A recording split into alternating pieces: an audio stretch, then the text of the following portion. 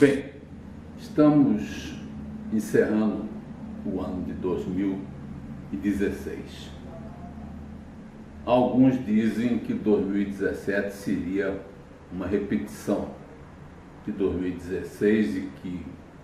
2016 seria o ano que não se acabará. Eu penso que a evolução da história ela é inexorável. Então, não creio nessa hipótese que 2017 será uma mera repetição de 2016, até porque, no dia de hoje, 7 de dezembro de 2016, tivemos aí mais um fato importante, marcante na vida do país, que foi a decisão do Supremo Tribunal Federal em manter o senador Renan Calheiros como presidente do Senado Federal, mas porém impedindo o senador de suceder o presidente da República em eventual vacância. Claro que foi uma fórmula política para atender à gravidade da situação nacional. E hoje se tornou lugar comum as decisões do Supremo Tribunal Federal adquirirem um caráter político conjuntural decorrente da crise que o país vive, política, econômica, ética e, obviamente, das pressões que vêm das ruas, do chamado a voz rouca das ruas. Então, neste final de ano, que a gente vem acompanhando, relatando, discutindo, participando, inclusive sempre colocando que a omissão é a pior opção no momento que o país vive uma crise, corremos o risco de expressar nossa opinião desde o traumático impeachment da presidente Dilma, que alertávamos então que era inexorável porque a presidente Dilma não soube aproveitar as oportunidades excelentes que tinha de se tornar uma liderança capaz de conduzir o país. Deixou-se perder no caminho, caiu em armadilhas e o símbolo mais claro dessa fragilidade foi a presidente Dilma num telefonema gravado e divulgado para toda a nação, onde ela oferece uma carta para que o ex-presidente Lula utilizasse no momento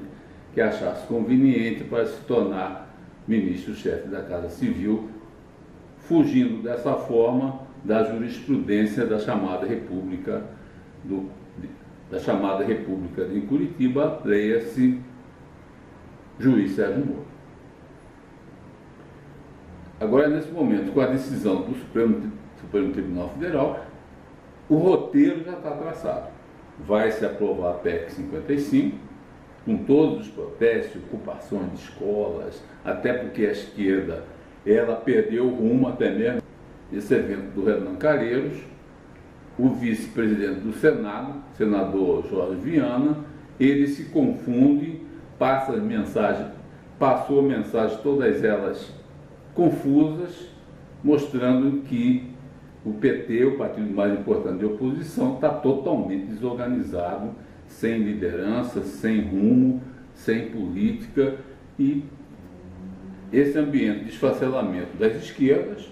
fora algumas figuras que ainda resistem, como o próprio senador Randolfo Rodrigues,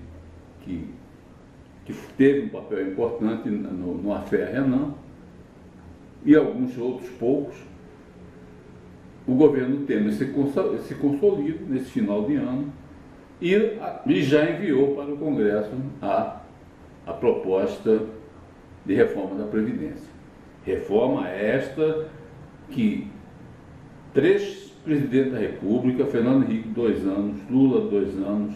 Dilma 1 ano, não conseguiram engendrar, não conseguiram formular uma proposta para essa questão que há muito tempo, desde a década de 90, já era uma questão que teria que ter um encaminhamento pelas mudanças no cenário político institucional do país, pela mudança no perfil da população, o aumento de expectativa de vida e uma série de outras variáveis, como o próprio déficit da Previdência, que alguns economistas negam, mas todos os especialistas na questão previdenciária sabem que o déficit é crescente e, se não fizer alguma coisa, essa bomba vai estourar e vai estourar exatamente contra aqueles que dependem ou dependerão de uma aposentadoria e dos demais benefícios do sistema de previdência do país. Na década de 80, eu estava na Alemanha e esse debate estava ocorrendo. A Alemanha tomou as medidas para corrigir o seu sistema previdenciário e hoje está aí, é uma das economias mais estáveis do mundo e todo mundo está recebendo e todos os cidadãos da Alemanha estão recebendo o seu benefício. Então essas duas medidas são lançadas, a economia do Brasil ainda reage muito lentamente, mas há sinais de que pelo menos chegou ao fundo do poço e daí não afunda mais. E vamos então para mais um final de ano típico do Brasil. Vamos para o Natal, vou passar com a minha família em Petrópolis, vamos aproveitar um pouco de tempo para refletir nas praias cariocas, como é de direito, e retornamos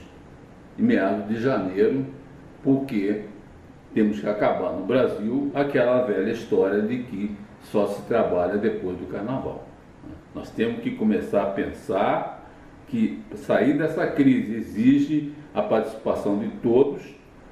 todos os brasileiros, seja de esquerda, seja de direita, seja de centro,